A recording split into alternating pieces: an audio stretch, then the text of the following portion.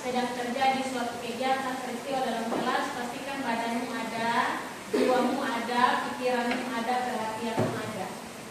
Sudah dengar? Sudah. Dan itu semua bisa terjadi, kamu harus melatihnya dari hari ke hari.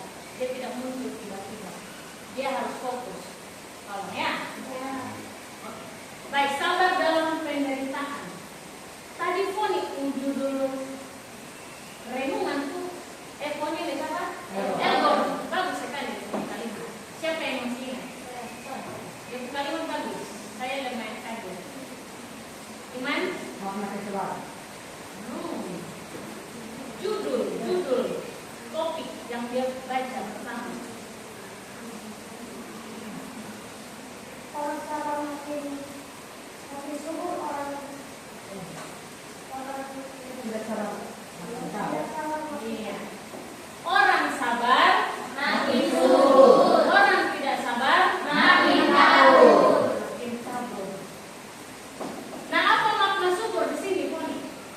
Karena Poni apakah subur di sini diibaratkan dengan badan yang besar? Ketika dia sabar dengan badan yang besar dan dia gemuk.